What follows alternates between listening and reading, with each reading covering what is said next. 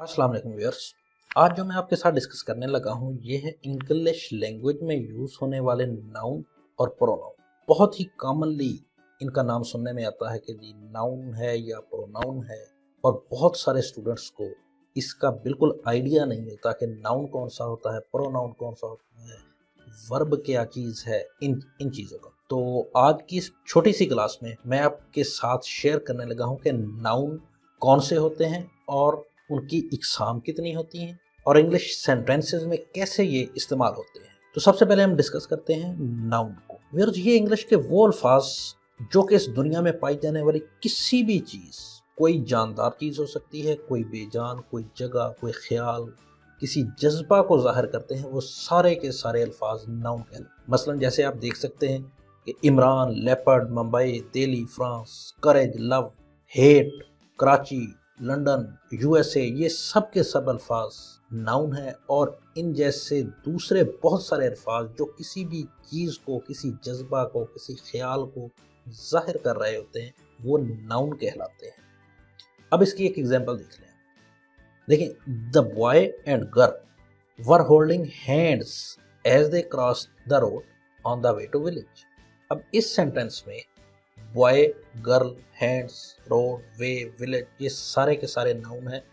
Boy भी किसी चीज़ को जाहिर कर रहा है, गर्ल किसी चीज़ को जाहिर कर रहा है, हैंड्स मतलब हाथ, रोड, ये सारे के सारे अल्फाज एक नाउन है और ये किसी ना किसी चीज़ को, जानदार है या बेजान है, ये उनको जाहिर कर रहे होते हैं। उसके बाद है कि इनकी कैटेगरीज आ जाती हैं। डिफरेंट कैटेगरीज हैं नाउन्स की, इनको तकसीम किया जाता है डिफरेंट कैटेगरीज में। सबसे पहले है common and proper nouns, then concrete and abstract noun, countable and uncountable noun, collective nouns. Collective nouns आप इसकी चौथी या इसकी आप कह लें कि आखिरी कैटेगरी है। देखते हैं कि कॉमन नाउन और प्रॉपर नाउन क्या होता है। देखिए, कॉमन नाउन वो होता है कि जो जनरली किसी चीज़ का जिक्र कर रहा होता है, उसको स्पेसिफाई नहीं करता। Like it was raining in city, glass fail and broke, train has left the station.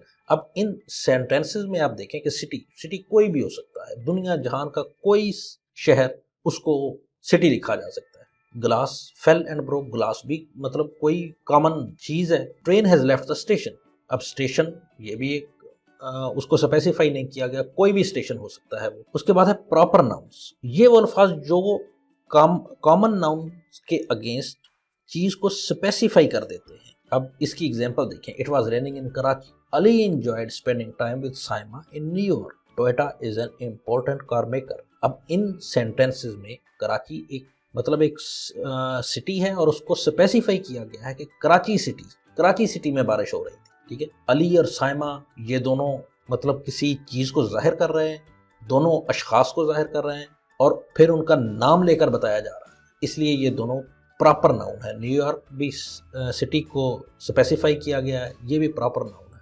Toyota is an important car, Toyota नाम बहुत बड़ा ब्रांड है, इसको स्पेसिफाई किया गया, तो ये भी एक प्रॉपर नाउन। उसके बाद है जी concrete and abstract noun. Concrete noun ये वो नाउन होते हैं जो फिजिकली मौजूद होते हैं, इनको छुआ जा सकता है, इनको देखा जा सकता है। ऐसी चीज़ें जिनको छुआ जा सकता हो या देखा जा सकता हो, उन चीज़ों को जाहिर करने के लिए जो इंग्लिश के जो अल्फाज इस्तेमाल होते हैं, उनको कॉन्क्रीट नाउन कहा जाता है। Like the person through the ball across the wall. अब इसमें पर्सन, बॉल, वॉल, ये सारे के सारे फिजिकली एग्जिस्ट करते हैं। Glass is full of water, can you smell the flower, ये यू है या फ्लावर है, ये सारी की सारी चीज़ें फिजिकली एग्जिस्ट करती हैं, इसलिए इनको कॉन्क्रीट नाउन का नाम दिया जाता है। इसके बरक्स एब्स्ट्रैक्ट नाउन, इनको छुआ नहीं जा सकता, ये किसी तसव्वुर, किसी ख्याल, कोई जज्बा, कोई एहसासात किसी किस्म के, उनको जाहिर करने के लिए एब्स्ट्रैक्ट नाउन का इस्तेमाल होता है। अब इसकी एग्जांपल में आप देखें कि love and friendship are equally important, beauty is in the eyes of beholder, your mind can store million thing. अब माइंड है, ब्यूटी, लव, फ्रेंडशिप, ये सारे के सारे इंग्लिश के वो अल्फाज हैं जो कि किसी न किसी चीज़ को जाहिर कर रहा है, लेकिन वो चीज़ ऐसी है कि वो फिजिकली एग्जिस्ट नहीं करती, वर्चुअली आप कह सकते हैं एग्जिस्ट करती है। लव या फ्रेंडशिप, आप इसको टच नहीं कर सकते, हाथ नहीं लगा सकते। ब्यूटी है, माइंड है, ये सारी की सारी चीज़ें फिजिकली एग्जिस्ट नहीं करती। देन आ जाता है जी काउंटेबल नाउन और अनकाउंटेबल नाउन। ये तो इनके नाम ही सेल्फ एक्सप्लेनेटरी है। جن ناؤنس کو گنا یا ماپا جا سکتا ہے یا ان کا وزن کیا جا سکتا ہے وہ کاؤنٹیبل ناؤن کہلاتے ہیں. For example, there are 5 bikes in the street. I bought 3 tons of coal. He has 6 pairs of blue shoes. اب یہ سارے کے سارے الفاظ جو کہ ناؤنس کو ظاہر کر رہے ہیں, بائک ہے, ٹن ہے یا پیئرز ہیں, یہ سارے کے سارے کاؤنٹیبل ہیں. اس کے برعکس uncountable noun, as the name suggest, کہ یہ وہ ناؤن جن کو کاؤنٹ نہیں کیا جا سکتا, ویری سمپل, اور اس کو کوانٹیفائی نہیں کیا جا سکتا. اس کی مثال آپ دیکھیں, love is life. I bought 3 tons of coal. The 4 important elements are water, fire, earth and air.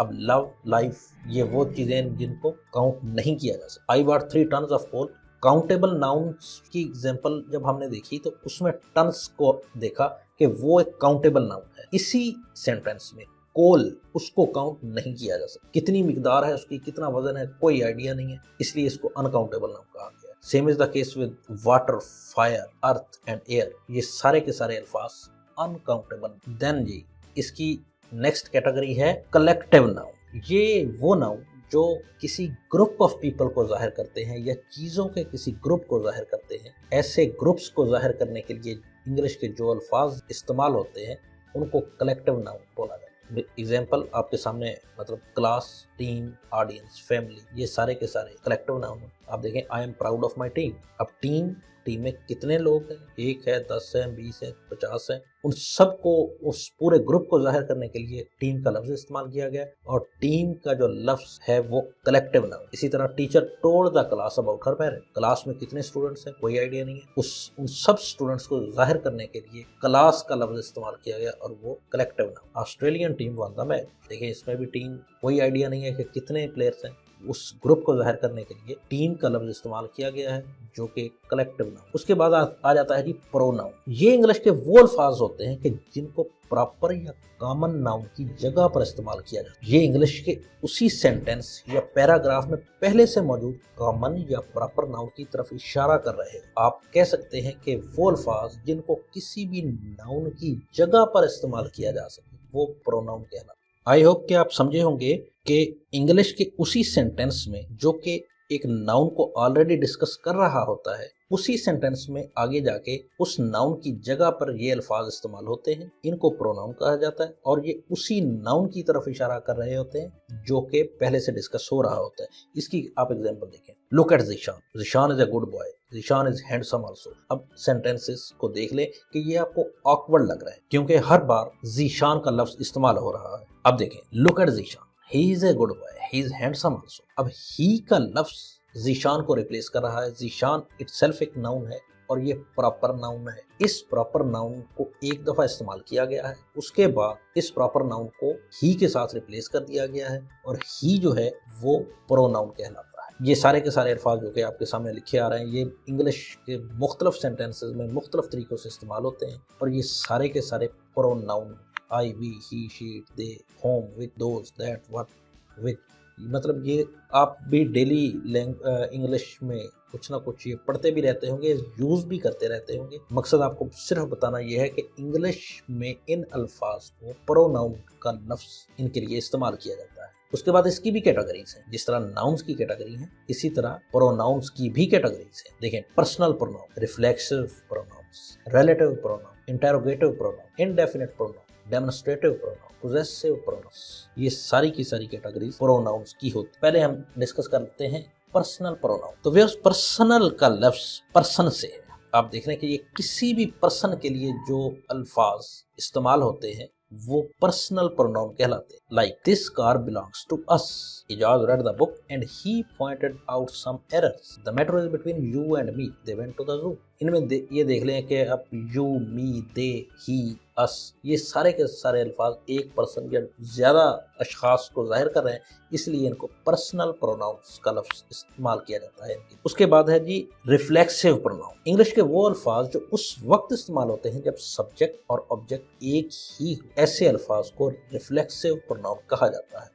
My self, your self, him self, her self. देखें ये सारे के सारे अल्फाज इस तरह के, योर सेल्फ, देम सेल्फ, ये सारे उसी शख्स को जाहिर कर रहे होते हैं, उसी सब्जेक्ट को वापस जाहिर कर रहे होते हैं। इसलिए इनको रिफ्लेक्सिव, रिफ्लेक्ट के लफ्ज से निकला है कि रिफ्लेक्सिव प्रोनाउन इनको बोला जाता है। आप इसकी एग्जांपल देख रहे हैं। Asif reminded himself that he had to go. I found myself in a confusion. They were discussing among themselves. We constructed this building ourselves. In sentences में himself, myself, themselves और ourselves के जो words हैं वो उसी subject की जानब इशारा कर रहे हैं कि जो पहले से मौजूद। इसके बाद की कैटेगरी जो प्रोनाउंस की है वो कहलाती है रिलेटिव प्रोनाउन। ये प्रोनाउंस दो जुमलों या दो बातों को जोड़ने के लिए इस्तेमाल होते हैं। Like this is the land which belongs to my father, this is the lady whom I met in a party, this is the book that I was talking about. Shoaib is a character whose wife a famous tennis player is a famous tennis player. अब ये दो different बातों को जोड़ने के लिए ये अल्फाज इस्तेमाल हो रहे हैं, विच, होम, दैट, इसलिए इनको रिलेटिव प्रोनाउन का लफ्ज इनके लिए इस्तेमाल किया जाता है। नेक्स्ट कैटेगरी जो प्रोनाउन की है वो है इंटेरोगेटिव प्रोनाउन। इंटेरोगेटिव मीन के जो सवाल पूछ रहे होते हैं, ये प्रोनाउन जो सवालात पूछने के लिए इस्तेमाल होते हैं और किसी भी कॉमन या प्रॉपर नाउन की जगह पे इस्तेमाल होते हैं, इनको इंटेरोगेटिव प्रोनाउन बोला जाता है। इसकी एग्जांपल देखें, who knocked at the door, which is your chair, whoever came to the office, whom were you listening to। ये सारे के सारे इंटेरोगेशन के मीनिंग में आ जाते हैं कि ये इंटेरोगेट कर रहे होते हैं, सवाल कर रहे होते हैं, इसलिए इनको इंटेरोगेटिव प्रोनाउन बोला जाता है। ये प्रोनाउन की कैटेगरी के तौर पर इनको अलग किया जाता है। देन इनडेफिनिट प्रोनाउन, मतलब जिनकी कोई, आप कह सकते हैं कि जिनकी कोई लिमिट नहीं होती, ये डेफिनेट नहीं है। वो प्रोनाउन जो लातादाद अशखास या चीज़ों की बात कर रहे होते हैं या दूसरे कॉमन या प्रॉपर नाउन का जनरली जिक्र कर रहे होते हैं, वो प्रोनाउन इंग्लिश के वो अल्फाज इनडेफिनिट प्रोनाउंस कहलाते हैं। All, any, each, everyone, few, may, ये सारे के सारे इस तरह के अल्फाज, नोबॉडी, एनीवन, सम, एनीथिंग, मतलब ये सारे के सारे इनडेफिनिट प्रोनाउन में आ जाते हैं। देन डेमोन्स्ट्रेटिव प्रोनाउन, ये वो वाले प्रोनाउंस हैं जो किसी खास शख्स या किसी खास चीज की तरफ इशारा कर रहे हैं। दिस, दैट, दीज, दो, ही वाले वो अल्फाज हैं जो डेमोन्स्ट्रेटिव प्रोनाउंस कहलाते हैं, और ये सिर्फ 4 ही अल्फाज हैं, ज्यादा नहीं। आप देखें, this is my motor bike, that is my bag, in those days we were college student, these are cakes and those are pastry. ये देखें, इन सेंटेंसेस में दिस, दैट, दीज, दो, ये किसी न किसी चीज की तरफ, वो खास चीज की तरफ इशारा कर रहे हैं, डेमोन्स्ट्रेट कर रहे होते हैं, इसलिए इनको डेमोन्स्ट्रेटिव प्रोनाउन का लफ्ज इनके लिए इस्तेमाल किया जाता है। देन ये पोजेसिव प्रोनाउंस, ये वो वाले अल्फाज जो किसी चीज के मालिक की तरफ इशारा कर रहे होते हैं, उनको पोजेसिव प्रोनाउन बोला जाता है। His, hers, mine, ours, theirs, yours, ये सारे के सारे possessive pronoun. This computer is mine, that book is hers, this van is theirs, मतलब ये बता रहे हैं कि ये दिस वैन इज देयर, ये वैन उनकी है, उनके मालकान की तरफ इशारा कर रहे हैं ये अल्फाज। दैट बुक इज हर्स, इसमें बताया जा रहा है कि ये किताब उस से बिलोंग करती है, उसकी मलकियत। दिस कंप्यूटर इज माइन, ये कंप्यूटर मेरी मलकियत है, मेरी पोजेशन में है। माइन का लफ्ज इसमें बता रहा है कि ये मेरी मलकियत है। तो माइन, हर्स, देयर्स, आर्स, ये सारे के सारे अल्फाज पोजेसिव प्रोनाउंस कहलाते हैं। आई होप कि आपको कुछ आइडिया हो गया होगा। Thank you very much. Allah Hafiz.